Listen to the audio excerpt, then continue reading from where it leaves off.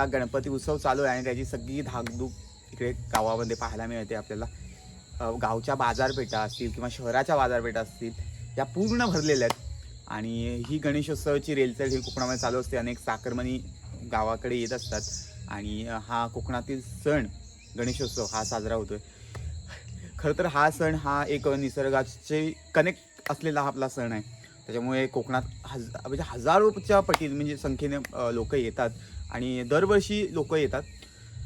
याचं कारण हा इथला बहरणारा निसर्ग. श्रावणानंतर भाद्रपद महिना चालू होतो आणि भाद्रपद महिन्याची जी काही निसर्गाची शोभा आहे ती शोभा ही कोकणी माणसाला अट्रॅक्ट करून घेतो. म्हणजे जगाच्या पाठीवर कुठेही कोकणी माणूस असला तरी या सणानिमित्त हा गावी हा येतोच.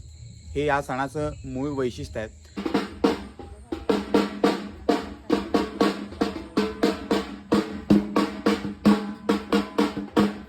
मंडळीनं श्रावण म्हटलं की निसर्गाचा एक अनोखा बहर. या पानफुलांना जगण्याची एक नवी उमेद देणारा हा ऋतू.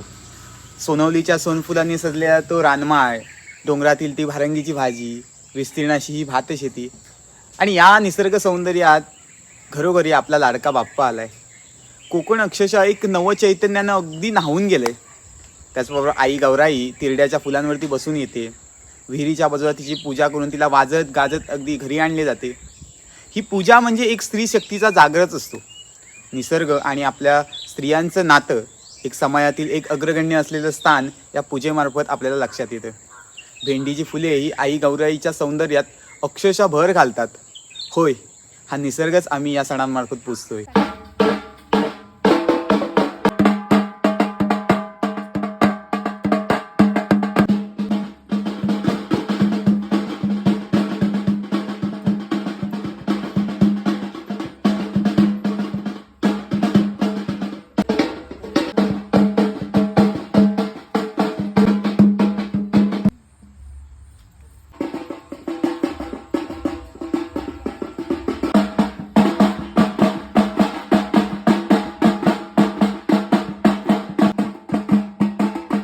म्हणजे हा तुम्हाला प्रश्न नक्की पडला असेल की गौरी कोण आहे.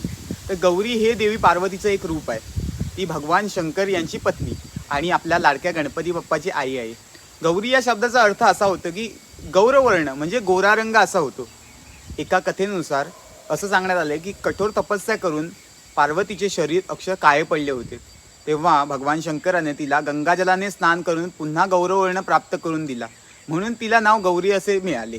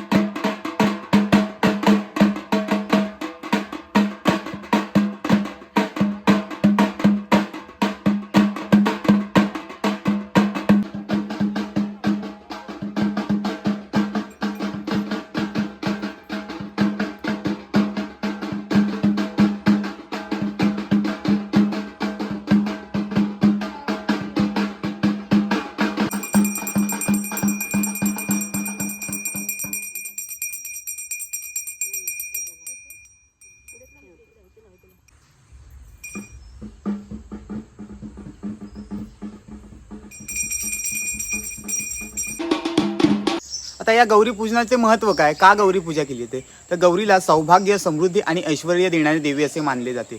विवाहित स्त्रिया आपल्या पतीच्या दीर्घायुष्यासाठी आणि कुटुंबाच्या सुख समृद्धीसाठी गौराईची पूजा करतात. अनेक ठिकाणी गौरीची पूजा हा एक कुलधर्म किंवा कुलाचार असतो. ती घरातील आनंदाचे आणि भरभराटीचे एक प्रतीक आहे असं मानलं जातं.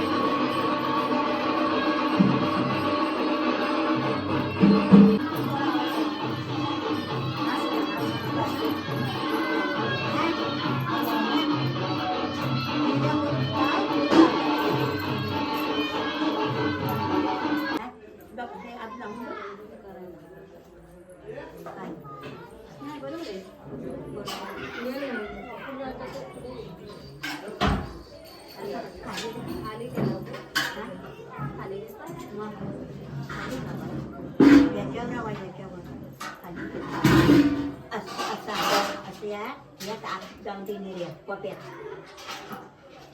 त्या निर्या पप्यात जाऊन द्या त्या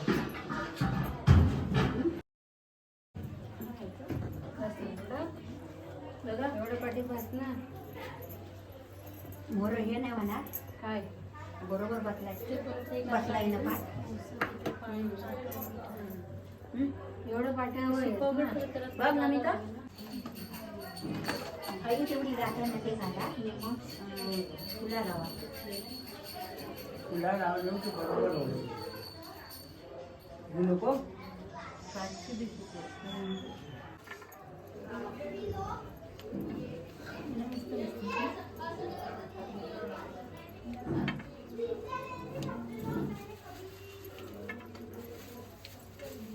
हार घालतो ना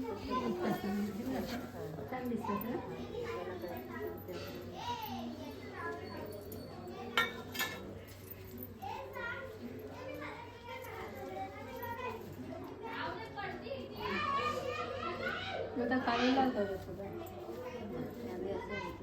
एवढीच आहे काय तुला एवढीच आहे होय.